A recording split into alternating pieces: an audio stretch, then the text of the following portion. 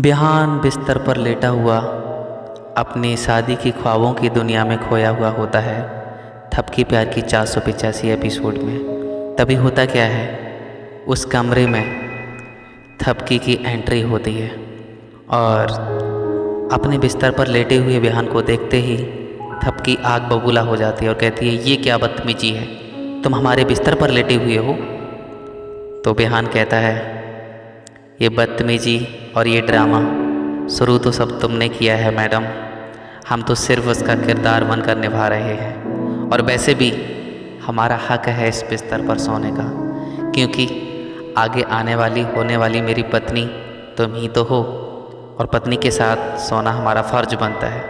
इसमें थपकी बहुत ज़्यादा आग बबूला हो जाती है और कहती है, तुम्हारी परवरिश चाहे कैसी भी हुई हो, लेकिन हमारी परवरिश में ये बिल्कुल नहीं है कि लड़का शादी से पहले मिले एक दूसरे को। फिर उसके बाद में क्या होता है, बिहान जो है वह अंगड़ाइयाँ लेता हुआ अपने बिस्तर से उठता है और थपकी के पास में आकर कहता है, कौन शादी तक इंतज़ार करे मैडम, आज तो दो जिस्म मिलकर ही रहेंगे। और वो एक दूसरे की आंखों की तरफ बहुत गहराई से देखते होते हैं और थपकी बहुत ज़्यादा गुस्से में है, उसको अपना गुस्सा जो है वो कंट्रोल नहीं हो रहा है। तब तक क्या होता है, उसने उसकी कमर पकड़ ली होती है, वहाँ पर कांकरोच आ जाता है और कांकरोच को देख के थपकी बहुत तेज़ी से चिल्लाती है और बिहान के ऊपर गिर जाती है। और ऊपर जब गिर जाती है तो उसी बेड पर एक दूसरे की नज़रें एक दूसरे को देख रही होती हैं और बिहान भी एकदम रोमांटिक मूड में हो जाता है और थपकी भी देखो कितना बिंदास होता है। तब तक होता क्या है, वहाँ पर अदिति आ जाती है। अदिति वहाँ से गुजर रही होती है। अदिति देखती है तो उसके एकदम उसके शरीर पर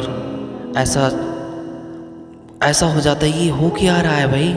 वो एकदम चौंक जाती है कि थपकी और बिहान एक दूसरे को रोमांटिक मूड में। फिर उसके बाद में वो चली जाती है वहाँ से, कुछ भी नहीं कहती है। फिर काफ़ी देर रोमांटिक होने के बाद थपकी एकदम हटती है।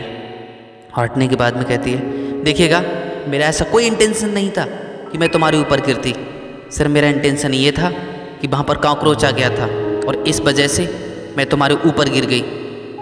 और बिहान सारी चीज़ों को ऐसा सोच रहा होता है, आगे तक की इस चीज़ों के बारे में। कह रहा, मेरा ऐसा कोई भी परवरिश नहीं है, ऐसा मेरा बिल्कुल मानना नहीं है कि शादी से पहले एक दूसरे से मिलें। और बिहान उस कॉकरोच को पकड़ता है और फेंक देता है और फिर वो थपकी की तरफ देखता है और थपकी कहती है, निकल जाइए आप हमारे कमरे से, नहीं तो फिर मैं निकल के जा रही हूँ और आप मेरे कमरे में सोइएगा।